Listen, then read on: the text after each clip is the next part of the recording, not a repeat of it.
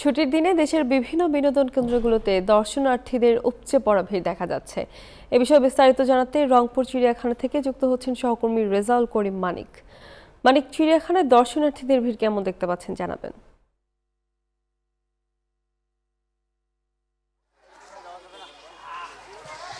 তবে আপনি জানেন যে উত্তরের বৃহৎ বিনোদন কেন্দ্র হচ্ছে রংপুর চিড়িয়াখানা। আপনি জানেন যে উত্তরাঞ্চলের মধ্যে এটি কিন্তু একমাত্র চিড়িয়াখানা যেখানে অসংখ্য প্রাণী রয়েছে, অর্থাৎ যেসব অর্থাৎ 60 প্রজাতির অর্থাৎ 231 প্রজাতির প্রাণী রয়েছে। পাশাপাশি আপনাকে যদি বলি যে এই চিড়িয়াখানা যেহেতু রংপুর অঞ্চলের 8টি জেলার মানুষের বিনোদনের একমাত্র উৎসব, তাই কিন্তু সাপ্তাহিক ছুটির দিনে আপনি দেখতে পাচ্ছেন উৎসব মুখর পরিবেশ বিরাজ করছে। অর্থাৎ কিন্তু তারা এসেছেন। আপনি একজনের সাথে একটু কথা বলতে চাই, তোমার সাথে একটু কথা বলতে চাই। তুমি কার সাথে এসেছো, কেন চিড়িয়াখানা এসেছো, বন্ধের দিন এটা বলবা। আজ ছুটির দিন আমি আমার মায়ের সাথে এখানে এসেছি।